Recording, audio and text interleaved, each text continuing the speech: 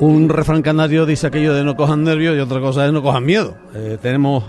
Vamos a abrir sección, Pablo, y de manera interesante con un entendido en la materia, ¿no? Sí, Juan Carlos, además despedimos prácticamente la temporada con él y yo creo que era un fichaje que teníamos que hacer. Siempre y cuando él pueda, pues queda invitado a estos estudios de Radio Club Tenerife. Pero antes quería preguntarte, Juan Carlos, ¿cuál es tu relación con el miedo? O sea, ¿eres de esos? Sí, yo huyo de las películas de terror.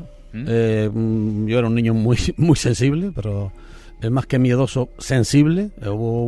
Recuerdo que la primera película de terror con la que las pasé canutas no era una película de las casas fantasmagóricas y demás y tal, sino una película en blanco y negro en la que había unos supervivientes de un barco que se había hundido y los tiburones rodeaban el barco y atacaban y tal, y aquello a mí me ha creado un impacto terrible, ¿no? Y aprendí al miedo, a tener miedo. Y luego mi hermano Manolo se calentaba conmigo, lo recuerdo, igual ni se acuerda él.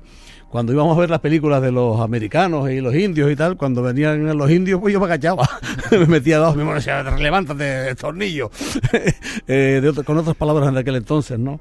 Sí, yo huyo del sufrimiento.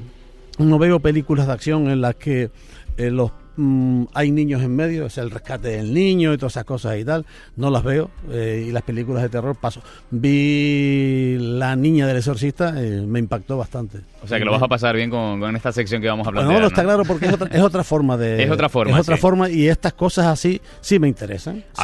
Ahora iremos ahondando un poquito más, pero bueno, yo creo que el titular de esta sección es descubrir esos rincones de la isla por los que solemos pasear, pero con una contramirada. Y esa contramirada nos la trae Juanca Romero Hasmen, que es guía de rutas misteriosas, aparte periodista y escritor, y el que está invitadísimo siempre que quiera aquí a estos estudios de Radio Club Tenerife. Muy buenos días, Juanca. Muy buenos días. Muy buenos días, bienvenido. Y acepto esa invitación y, por supuesto, acepto el reto de quitarle el miedo a Juan Carlos. Eso ya me parece ya... Antes decían 7 viejas, que era un agravio para las mujeres, yo creo ya 7 viejos.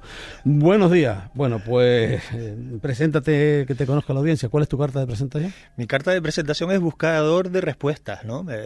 Buscador de respuestas, contador de historias y sobre todo me gusta desmitificar mucho de lo que gira en torno a este tipo de relatos, este tipo de historias, este tipo de lugares, ¿no? Ya, está claro, es decir, buscas la verdad dentro de unos relatos que ya en la anterior entrevista, en tu anterior presencia en estos micrófonos, digamos que forman parte del ADN emocional de un país como es España, ¿no? Sí, y particularmente en Canarias tenemos la diferencia de que al ser multicultural, ese punto de encuentro continental, pues se mezclan historias de todos los continentes y además las nuestras propias, ¿no? Y se ha creado un caldito ahí de cultivo a lo largo de las décadas, siglos incluso, que es verdad, forma parte de nuestro ADN, determinados lugares y relatos, ¿no?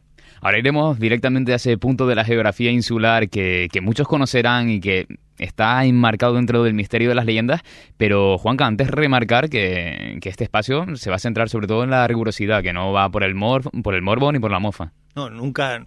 A ver, te puedes descarrilar en algún momento cuando hablas de misterio, pero siempre mi intención a lo largo de estos años ha sido mostrar una historia, un relato, buscar todas las pruebas posibles. Con el expediente que hoy vamos a hablar lo vamos a anotar y ir a la verdad, si la tiene, y si no, puedes decir que es mentira, si es que no hay ningún tipo de riesgo en eso, ¿no? Oye, ¿por dónde empezamos? Pues empezamos, yo empezaría mirando el mapa desde el cielo, ¿no? Yo siempre digo que hay que localizar los sitios y desde arriba, lo que ahora llamamos vulgarmente Google Maps, pues miramos el mapa de Tenerife, vemos la comarca de Güímar y ahí, en la comarca de Güímar, en el valle de Güímar, nos vamos a encontrar una pequeña grieta en la piedra, en la ladera de la montaña, una pequeña grieta a la que llamamos Barranco de Badajoz, ¿no? Que, aunque parezca extraño, es uno de los lugares más conocidos en el misterio a nivel mundial, digo, lugares de Canarias, ¿eh? Es uno de los más conocidos. Mucha gente desde Latinoamérica, por poner algo lejos, me preguntan, me entrevistan sobre este lugar, es decir, es muy conocido incluso fuera de nuestras fronteras, ¿no? O sea que es más que una ruta de senderismo, ¿no? Porque sí que está frecuentada por senderistas, pero... Ahora iremos abriendo, ¿no?, distintas páginas de ese expediente, pero ¿por qué? ¿Qué lo hace especial a ese Barranco de Badajoz? Para ser sinceros, hay que decir que estéticamente no es de los barrancos más bonitos que tenemos en la isla. Pues no, a ver, que nadie se enfade, pero los hay con mucho más encanto, ¿no? Sin dar nombres. ¿Por qué ese polo de atracción? ¿Por qué va tanta gente allí? Primero, el que va a hacer senderismo, porque es un punto más para hacerlo, y es un punto agradable, cómodo, relativamente cómodo. Pero luego hay un peregrinar de personas que buscan experiencias, lo insólito, a raíz de la divulgación que se hizo en los años 90. Jiménez del Oso estuvo aquí, claro, imagínate lo que supuso aquello. Luego en aquella época estaba en ese listón alto el desaparecido Paco Padrón, y eso se divulgó a nivel nacional. Y a nivel nacional, por extensión, a nivel, Paco diría Padrón, global, nuestro ¿no? director en Antena 3 de radio. Bueno, pues esa parte de Paco Padrón no la sabía. Yo... Pacolín. Ah, Paco, eso. Pacolín, Vale, sí, vamos. Sí. Venía de Radio Nacional de España, si mal no recuerdo, de Radio Juventud, teatro, un veterano, y fue el primer director que tuvo Antena 3 de radio en Tenerife. Pues inevitablemente él luego saldrá en esta conversación si da tiempo, porque hay una historia controvertida que lo une al Barranco de Badajoz, con la que yo siempre he tenido mis discrepancias, pero bueno, para eso estamos, ¿no? Va mucha gente peregrinando en busca de esas sensaciones que generalmente no se llevan, porque hay que decirlo, esto no es hacer churros, llegas y te encuentras lo insólito, no funciona así. Primera página, la niña de las peras, ¿no? ¿Nos decías? Sí. La niña de las peras, que de algún modo se ha convertido en uno de los iconos del barranco. Es una leyenda, ¿no? Una leyenda que yo perseguí hasta la saciedad, levantándome domingos por la mañana, yendo al barrio de San Juan en Güímar y a otros lugares de la zona, buscando la verdad de esta historia, que si quieres, pues brevemente te la cuento. Hombre, por supuesto. Es una leyenda llena de enseñanzas, ¿no? Dicen que probablemente a principios del siglo pasado, entre 1905 y 1915 quizás, pues en una familia humilde, como todas las de esa época y en esa zona, pues a media mañana estaban preparando las cositas para comer, y la madre de esta niña protagonista le dice: oye, vete al barranco, coge fruta para las comidas, no tardes, que en un rato comemos, ¿no? Y dice la leyenda, este relato, que la niña fue al barranco cercano, que no es otro más que el Barranco de Badajoz, y que al llegar allí hace un alto, un pequeño descanso para coger aire, y se le presenta frente a ella, dice, un ser blanco, pero no con tinta luz, sino blanco de luz pura, de luz blanca, sí, como la del dentista, ¿no? Y que este ser blanco, afable, la toma de la mano, ella le acompaña y dice, la lleva al interior de una gruta, de una cueva, de una galería, que al bajar allí se encontró con otros seres como aquel, que de algún modo hacían una vida cotidiana. Allí estuvo 15, 20 minutos, no estuvo más, y la acompañó nuevamente al exterior. Al llegar al exterior se despiden, la niña, viendo la hora que era, coge frutas rápido y se va para casa. Y aquí viene la clave: al llegar a su casa, entra y se da cuenta que en la cocina, de espaldas, hay una señora con pelo cano, envejecida, que al girarse resultó ser su madre. Nos dice esta historia que para la madre no, sino para la sociedad en general habían transcurrido 25 o 30 años, que para la niña apenas menos de una hora. ¿Qué nos está diciendo esta historia que nos cuesta creer a la mente abierta del siglo XXI? Nos está diciendo, o nos habla de la posibilidad de puertas dimensionales en ese lugar, ¿no? De la posibilidad de seres, yo no sé si llamarlos extraterrestres, intraterrestres o seres espirituales, seres lunos, los llamo yo por el color, ¿no? Lo cierto es que relatos contemporáneos hablan de haberlos percibido o incluso vistos, ¿no? En algunos pocos casos afirman haberlos visto, ¿no? Además, el Barranco de Badajoz, para el que haya estado lo sabrá, para el que no, vamos a hacerle una radiografía, Juanca. Espérate un momentito, porque hay un mensaje del oyente. Dice, yo he ido a todas sus rutas y he leído algunos de sus libros, es un gran divulgador. Pero aquí hay uno que me hace mucha gracia, dice, cágate y méate con el Barranco de Badajoz. Pues mira, los dos son bonitos mensajes, y es verdad que cada persona al entrar al barranco lo percibe de una forma distinta. Mira, yo he estado más de 100 veces, ciento y pocas veces. Yo soy los que hacen rayitas, como en la mili, ¿no? ¿Sí? Bueno, cada vez que viene alguien de la península que quiere conocerlo, pues estoy yo. Si alguien aquí me dice, vamos, y ¿por qué no?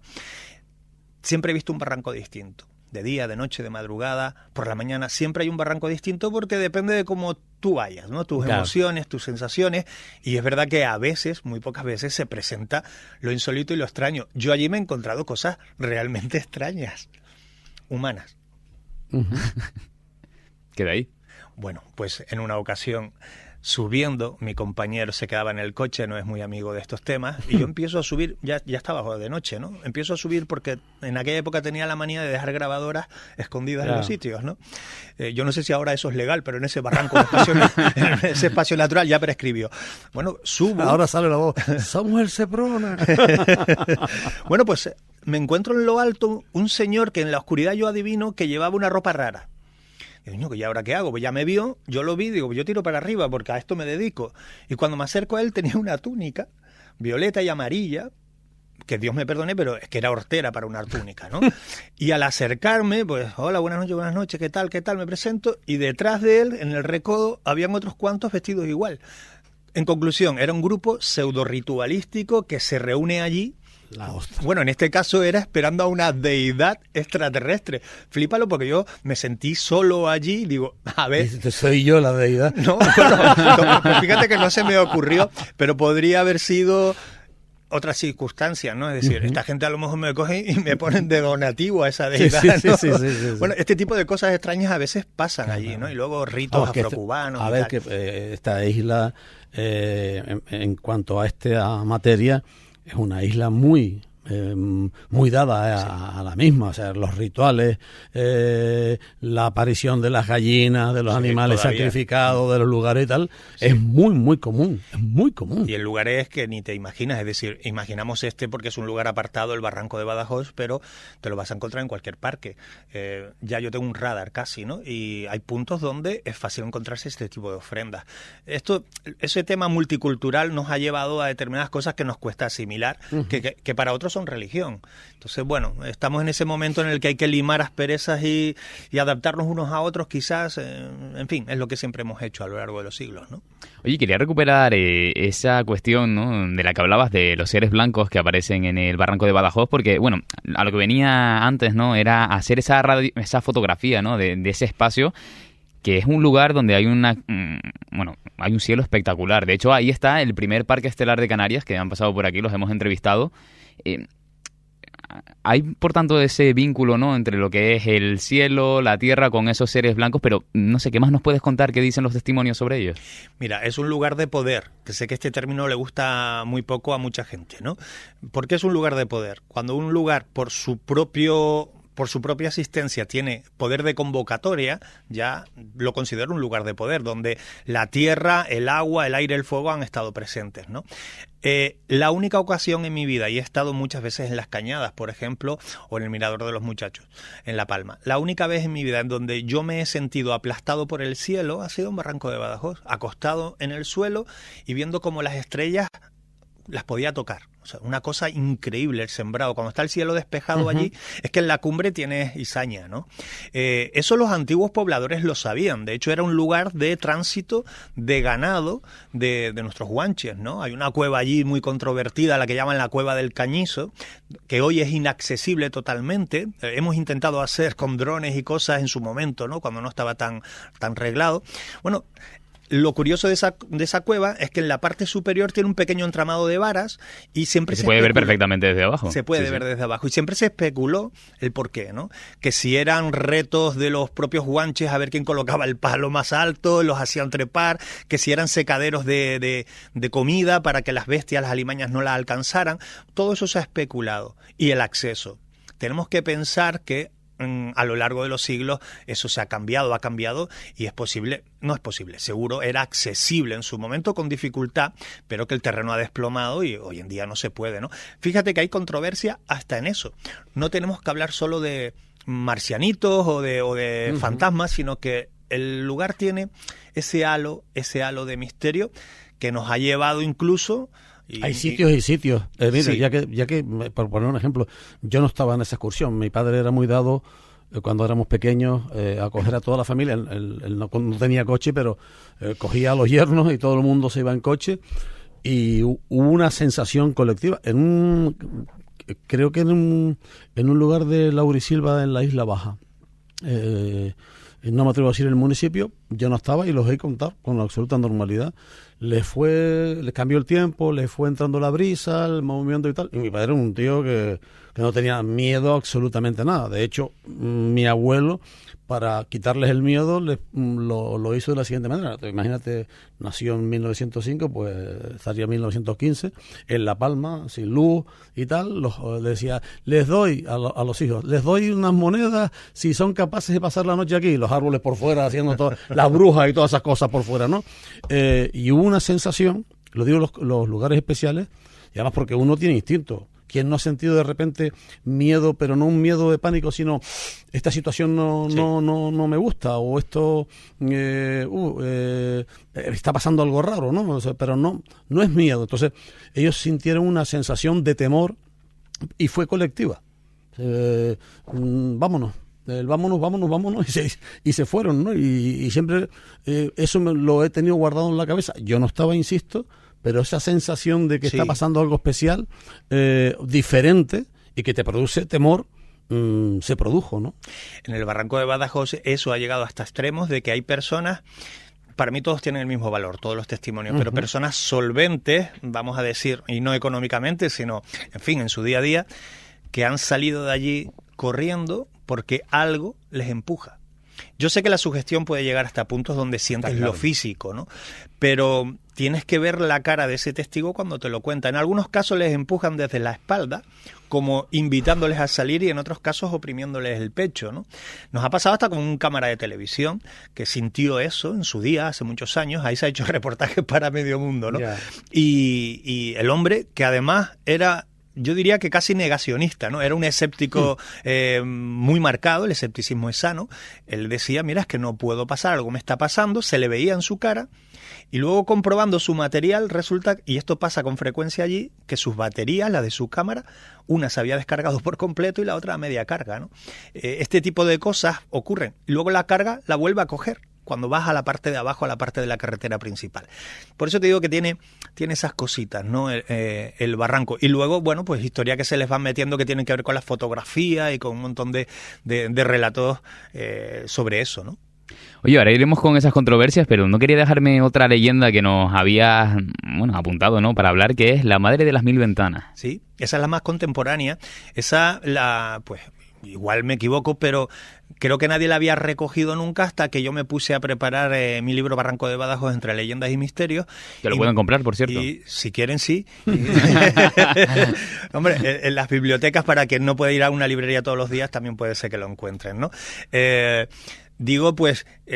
Recojo entre los vecinos de las zonas de medianías que en la zona conocida como las 1000 ventanas, que es una galería muy identificada, llena de agujeritos en la pared de la ladera de la montaña, a una altura importante, pues hay personas que dicen que allí se han encontrado con una mujer enlutada, agazapada, en cuclillas, con un extraño lamento, ¿no? Y dicen que esta es la madre de un niño que se perdió hace muchos años en esa galería, que ella fue al encuentro de él viendo que no volvía y que la madre tampoco regresó nunca. Bueno, esta es la leyenda. Yo he tirado del hilo a ver, oye, si un niño desaparece, la denuncia estará por alguna parte. Y si ya desaparece la madre, esto sale en las noticias de la Fox, ¿no? Pues no hay información ninguna sobre este hecho. Como sí la hay sobre la niña de las peras de la que hablábamos antes, un hilo del que tirar. En este caso no, en este caso absolutamente nada, ¿no? Leyenda. Bueno, pues... Las controversias, porque claro, cuando subes por el Barranco de Badajoz, al comienzo, se lo estaba comentando a nuestro amigo Juanca Romero, te encuentras con un cartel, un panel informativo rudimentario, casero, en el que te da pues algún apunte sobre estas leyendas, sobre también otros aspectos, y una de ellas habla de la daga nazi. La daga nazi. Aquí sí que yo intento no, aquí me pongo serio, ¿no? Vamos a ver. Hace muchos años, en la década de los 90, veo que, pues antes hablábamos de Paco Padrón. Paco Padrón hace pública una fotografía de lo que él identificaba como la empuñadura de una daga nazi, lo cual demostraba que los nazis estuvieron en el barranco de Badajoz, cosa que me parece arriesgada porque lo pudo haber llevado cualquier otra persona, ¿no? Yeah. Vale, es verdad, los nazis estuvieron aquí en Tenerife estudiando la raza aria, nuestros orígenes, etcétera. Todo eso está comprobado a estas alturas. Hubo pancartas en los hoteles de bienvenidos a los nazis. Sí, pues imagínate, ¿no? Cómo han cambiado los tiempos. Bueno, cuando yo empiezo a analizar aquella fotografía, el negativo incluso que yo pude tener en mis manos, digo, coño, aquí hay cosas que me fallan. Quien conoce un poco la iconografía del régimen nazi sabe que no coincide. ¿Qué tiene esa fotografía que nos daba Paco Padrón? Brevemente, pues es un hombre con alas, un hombre ligeramente rechoncho con alas, esto de metal, y él dice que es la empuñadura de una daga. Cuando empiezas a estudiar esto te das cuenta que las dagas nazis, las armas blancas nazis, primero jamás se les hubiera ocurrido poner a un hombre mundano, rechoncho, con alas. Hubieran puesto el águila imperial, que era lo que se estilaba, la esvástica o la SS. Ya esto no coincide. Bueno, para no aburrir, he ido tirando del hilo a esta historia después de muchos años, hasta no hace tanto, y tengo casi absoluta certeza, de que en realidad se trata del embellecedor de una cama. A ver, fíjate cómo se ha prostituido el concepto nazi, ¿no? Es el embellecedor metálico de una cama, de estos hierros que se ponen en el cabecero de una cama. Bueno, en el libro yo publiqué un plano sobre un tesoro nazi. Y puse en pequeñito, esto es una historia ficticia, ¿no? Bueno, no vea la de entrevistas que he recibido, ya menos, pero en su momento cuando sacó el libro, para que contase cómo pude llegar yo hasta ese plano nazi y si yo he encontrado el tesoro. Digo, te llamaron de Hacienda fijo. Caray, lee lo que pone que es ficticio, ¿no? Por recrear esa historia, que todavía hay mucha gente que dice que por esas puertas dimensionales por donde los nazis ocultaban su tesoro, y hay gente que va a escarbar, a hacer agujeros, hay cosas que no se debe hacer, aprovecho para decirlo, no toquen las piedras desde la donde están.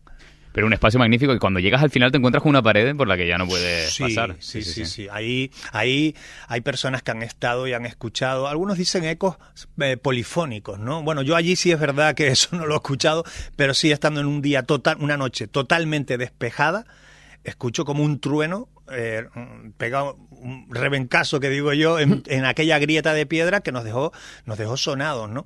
Pudo haber sido un relámpago que sonó en la cumbre y abajo rebotó, pudo ser, pero es una de las cuántas veces las que yo me he echado a correr por el barranco de abajo, yo corro todavía, con esta barriga y todo, yo sigo corriendo. No tiene nada que ver, Oye, nos vamos quedando sin tiempo, pero veo que hay cantidad de mensajes aquí, Juan Carlos. De todas formas, Juanca, ¿cómo te pueden encontrar? Porque también ofreces esas rutas misteriosas por distintos puntos de la isla, especialmente por La Laguna, pero también tienes otros lugares, ¿no? Sí, Puerto La Cruz, La Orotava, Candelaria, Santa Cruz. Lo más fácil es juancarromero.com, que es mi web, o en las redes sociales. Yo vivo en Facebook más que en mi casa. Yo sé que eso es triste. Que ahí el alquiler no está caro en Facebook, ¿eh? No, bueno, más caro de lo que pensamos. Bien. Buenos días, Juan Carlos. Yo he dormido en el barranco de Badajoz en una caseta. Tiene algo especial, pero también hay mucha sugestión. Sí. Las 1000 ventanas de Güímar. Tiene un sendero muy peligroso. Busquen la anécdota de Miguel Blanco de Radio Nacional, Espacio en Blanco en la Caldera de Taburiente, muy recomendable. Sí, también salió corriendo Miguel. Puedes preguntar al invitado si ese barranco se llama Badajo o en lugar de Badajoz. No, Barranco de Badajoz. Su nombre antiguo era Barranco Chamoco, o sea, un lugar húmedo de agua abundante, y Barranco de Badajoz porque se le dejó esas tierras a Juan de Badajoz, un cercano al adelantado, cuando hicieron los repartos. Vale. Hola, fuimos de excursión, éramos como 9 personas entre niños y grandes, y resulta que nos pasó un ciclista y dejó su marca en el suelo de la arena. No pasó, pues cuando bajamos ya no vimos ninguna marca, por algún sitio tuvo que salir, vamos, que desapareció la marca. Yo no voy de noche ni con la Guardia Civil, dice un amigo. Yo he estado con la Guardia Civil. Dice Juan Carlos, pregúntale por la ruta del Puerto de la Cruz. Pues sí, que está muy bien, y que si la masonería te interesa, ese es un lugar al que ir para conocer el lado más controvertido de la masonería. Buenos días. Una vez fuimos con mis hijos pequeños por una pista al otro lado de Izaña y salimos rápidamente porque vimos un grupo de gente en círculo haciendo un ritual. Sí. Normal.